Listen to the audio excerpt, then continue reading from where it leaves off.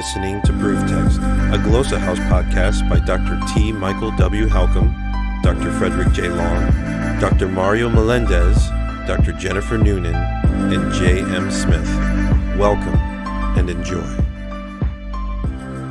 Shalom, this is Dr. Jennifer Noonan, and this week's SLA Insight comes from one of my favorite articles in SLA, written by Rod Ellis.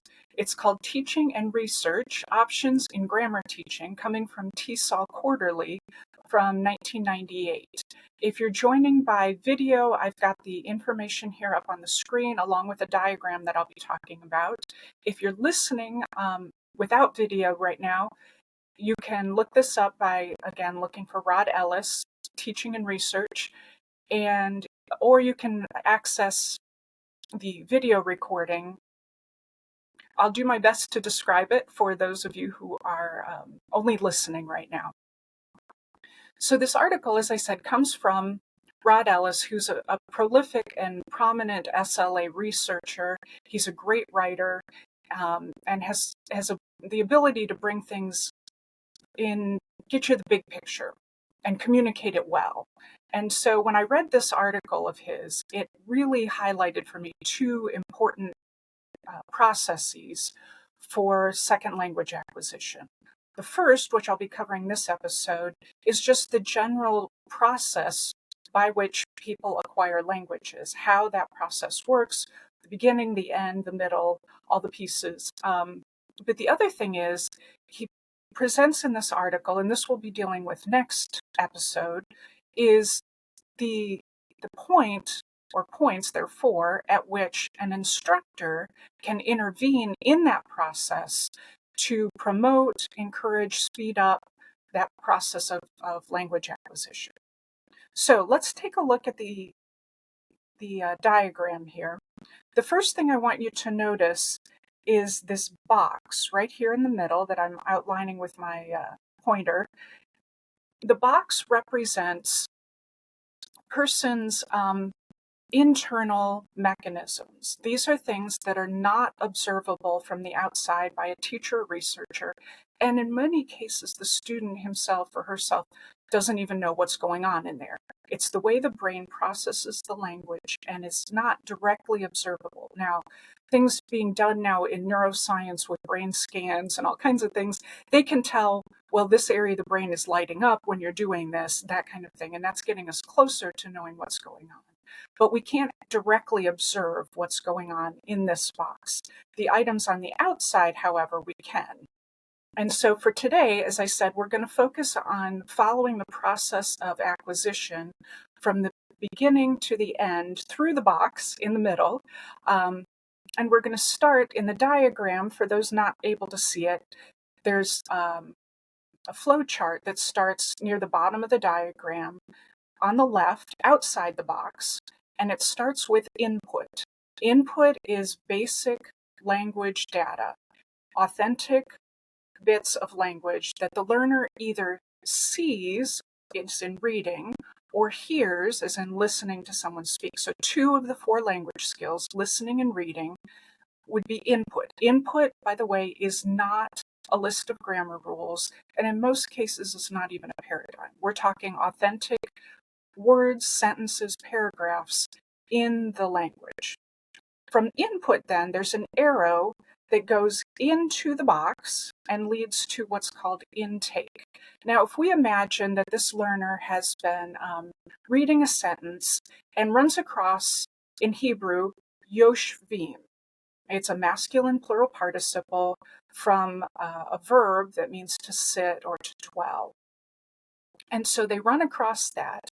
And everything else, for example, everything else in that input they know, but they don't know yoshvim. And so they suddenly pay attention to it, they look at it, and they try to figure it out. It's at that point that we're at intake. Intake is a subset of input, and it's the language data that the learner actually pays attention to, and it's priming them for processing that data. It may also be the case that there's a huge bit of language data that comes into play here, and there's so much it's overwhelming, but they happen to hone in on yoshvim. And so that's another way of getting intake. Intake is basically whatever the learner is paying attention to, looking at, reading, realizing they don't know it. Maybe they recognize yashav and say, okay, I got that much. Let me see what else is going on here. Whatever it is that they've focused in on, that's going to be the intake that they draw from the input on the outside. And again, this is internal within the person's mind, not something that a teacher is going to know right away what they've focused on, what they have paid attention to. And sometimes the learner doesn't even know himself what has caught their attention for further processing. So now as we continue, still in the box, we have intake and an arrow continuing to the right to the interlanguage system. That is the implicit language, L2 meaning second language knowledge that they're developing. There's also explicit L2 knowledge in this box that the learner's more likely to know that they know that. The implicit knowledge they may not know. And somehow the brain does what the brain does to get that information into long-term memory. Some talk about accommodation or restructuring the interlanguage system. Whatever it is, it's adding depth, it's adding bulk, it's adding nuance, it's adding corrections, whatever's needed for that learner to further understand the language and how it works. Now, at this point, we are still in the box. That means nobody can fully observe or know exactly what's going on, how much the student has actually acquired of the language. It's not until we take this arrow to the right out of the box to output. Once the student produces output, then it's outside, and now we can observe it again and know, did they actually acquire it? Did it come through? So when we get to the point of output, we're now talking, again, authentic language output. We're talking speaking or writing, the other two of the 4 language skills. And it's at this point that the learner himself or herself, the teacher, researcher, whoever's there, can say, oh yes, they do know that form. They have acquired it. It's there. They're doing it accurately. They've got the right form. They're using it the right way they should in the sentence. The output is correct. Yes, they have acquired it. Or, well, no, they didn't, or they've only partially acquired it. They've got the form, but they're not using it right. Or they're using it right, but they're saying yoshvot instead of yoshvim, or something along those lines. And so at that point, we continue with another arrow to the right, again, still outside the box, to negative feedback. And it's at negative feedback that the person receiving the message, whatever they're saying, it could be the teacher, it could be another friend, student, communication partner who hears it and goes, something's not quite right here. I'm not sure I fully understand what you're trying to communicate. If it's a teacher, very frequently they're going to know right away, oh, you gave us the wrong form, or you didn't quite use it correctly. Let's figure this out. And they give them feedback to help them know, was it right, was it wrong, and what was right, what was wrong, and how do you correct it? And when you do that, if, for example, the output that the student gives is yoshvot, it should have been yoshvim, then the teacher can go, oh no, in that instance, you're supposed to use yoshvim. Well, at that point, you've just given them more input. And that's why we have this long arrow from negative feedback looping back around to the left, all the way back to input, because the teacher has just given him or her more input. And now we start the process all over again. Input, intake, the developing language system through output. And then again, do we have it right this time? Yes, no need for more negative feedback. We're on to the next thing. And this can happen multiple times for each particular form or grammatical topic, because there's so many nuances. Maybe they get this aspect, but not that aspect.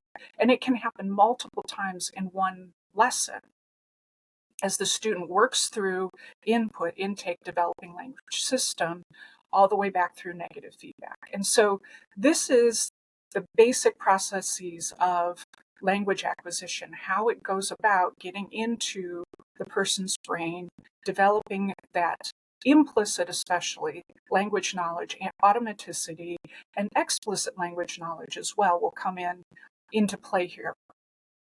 So for this week, again, just to review, the basic processes of language acquisition start with input, authentic language that the student hears or reads, that is further refined in the person's brain where we can't see it by intake. We don't know exactly what they're paying attention to, but the intake is whatever they actually pay attention to and draw in for further processing into the interlanguage system. And the brain, does what God created it to do, to make the language stick, as it were, into long-term memory, into implicit language knowledge. And then output, the student draws on that language system that's developing to produce output. And at that point, we know, did they actually acquire it or not? The output may be right, it may be wrong, it may be partially right. If it's not right, they're going to get negative feedback from whoever they're talking to say, no, I think you didn't quite say that right, or you didn't write that quite right, let's fix it, which then provides further input for the learner to further refine their language system. So, drawn from Rod Ellis's Teaching and Research article, these are the basic processes of language acquisition. Now, as I said at the beginning, a teacher or instructor can come in and can intervene at various points. And this is what at the top, A, B, C, and D, with the vertical lines going down, are showing. That we're going to cover next week in our SLA Insight. Until then, have a great week. Interested in growing your ancient language skills but not sure where to start?